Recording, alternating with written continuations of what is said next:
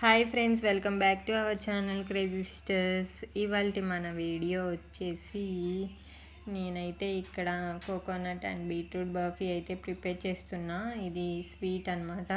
So first దీనికి కావాల్సిన ingredients వచ్చేసి ఒక మిక్సీ జార్లోకి కొన్ని కోకోనట్ ముక్కలు అండ్ బెల్లం అయితే యాడ్ చేసుకున్నాను. ఇది మెత్తని పేస్ట్ చేసుకోవాలి.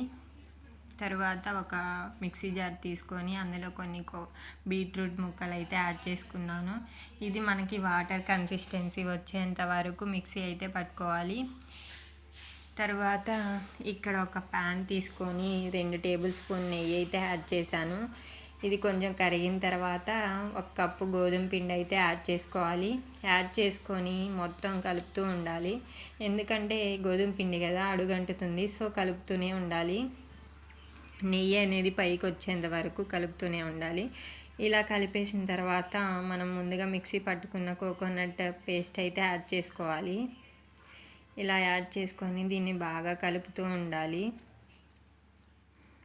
చూస్తున్నారు కదా, ఇలా అడుగంటకుండా కలుపుకుంటూ ఉండాలి.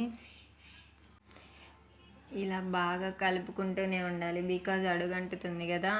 ఇలా కలుపుకున్న తర్వాత కన్సిస్టెన్సీ అనేది బాగా గట్టిపడుతుంది. అప్పుడు ఒక బౌల్లో నెయ్యి యాడ్ చేసుకొని కొంచెం పేస్ట్ తీసుకొని ఇలా యాడ్ చేసుకోవాలి.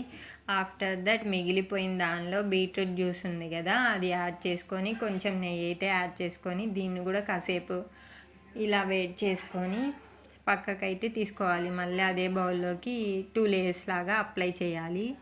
సో ఇప్పుడు మనకి ఇష్టమైన డ్రై ఫ్రూట్స్ అన్నీ యాడ్ చేసుకొని ఒక 15 మినిట్స్ పాటు పక్కన పెట్టుకోవాలి. కొంచెం గట్టిపడాలి కదా, సో మనం కొంచెం డెకరేషన్ చేసేసుకొని ఒక 15 మినిట్స్ పక్కన పెట్టేసుకొని మనకి ఇష్టం వచ్చిన షేప్లో కట్ చేసుకొని తినేసేయడమే. టేస్ట్ అయితే ఎక్సలెంట్గా ఉంది. ఒక్కసారి మీరు కూడా ట్రై చేయండి. And thanks for watching. Bye bye.